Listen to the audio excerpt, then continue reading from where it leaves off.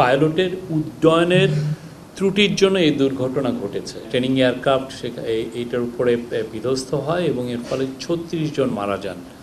তার মধ্যে 28 জন স্টুডেন্ট, 3 জন শিক্ষক এবং বাকিরা 3 জন অভিভাবক এবং 1 জন কর্মচারী ছিলেন। তো তাদের এই দুর্ঘটনার উপরে একটি তদন্ত কমিটি করা হয়েছিল 29শে জুলাই। তো আজকে তাদের ফাইন্ডিংসটা চিফ অ্যাডভাইজার মহোদয়ের কাছে এটা জমা দেওয়া হয়।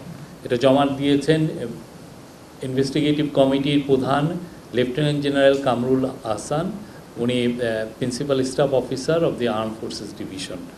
তো মূল যেটা ফাইন্ডিংস ছিল সেটা প্রতিবেদনের বলা হয়েছে যে পাইলটের উড্ডয়নের ত্রুটির জন্য এই দুর্ঘটনা ঘটেছে। পুরো তদন্ত কমিটি 150 জনের সাথে কথা বলেছেন, তার মধ্যে এক্সপার্ট আছেন, তার মধ্যে আই উইটনেস আছেন, তার মধ্যে ভিকটিমস আছেন, সবার সাথে তারা কথা বলেছেন। বলে ওনারা 168টা তথ্য উদ্ঘাটন করেছেন এবং তার মধ্যে তারা 33টা রিকমেন্ডেশন করেছেন। প্রতিবেদনে অনেকগুলো ফাইন্ডিংস, অনেকগুলো রিকমেন্ডেশন এসছে। প্রধান যে রিকমেন্ডেশন সেটা হচ্ছে জননিরাপত্তার স্বার্থে এখন থেকে এয়ারফোর্সের সকল ইনিশিয়াল ট্রেনিং ঢাকার বাইরে পরিচালিত হবে।